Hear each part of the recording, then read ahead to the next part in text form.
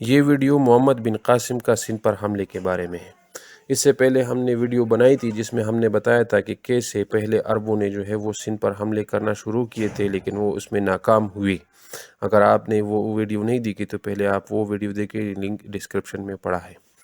تو حجاج بن یوسف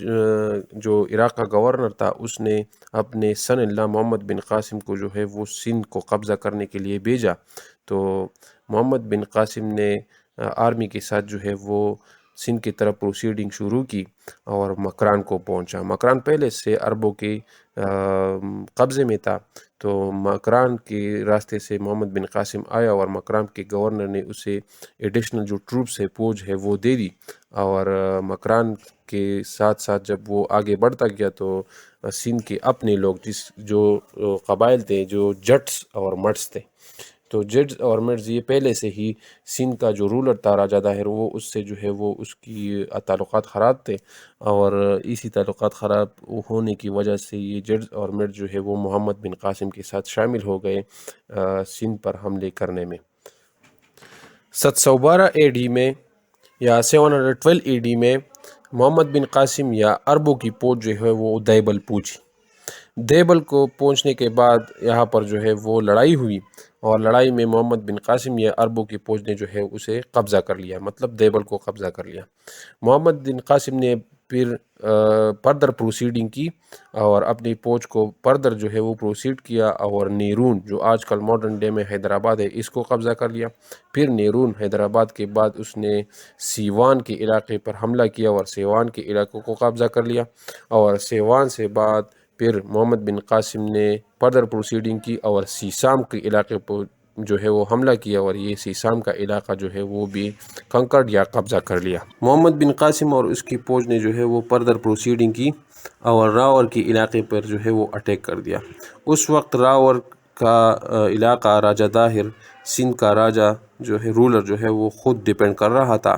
تو راور میں راجہ داہر کی آرمی اور محمد بن قاسم کی آرمی کے درمیان جو ہے وہ جنگ ہوئی، اور جنگ میں نتیجتاً ریزلٹنٹلی راجہ داہر کو جو ہے وہ شکست ہوئی اور راجہ داہر کو کلڈ کیا گیا۔ راور میں ایک پورٹ تھی، قلعہ تھی، جس کو راجہ داہر کی وائف اور سن جو ہے وہ ڈیپینڈ کر رہی تھے، لیکن محمد بن قاسم کی آرمی نے اس پر بھی حملے کیے، اور نتیجتاً جب راجہ داہر کی وائف اور سن کو پتہ چلا کہ ہم مزید اس پورٹ یا قلعہ کو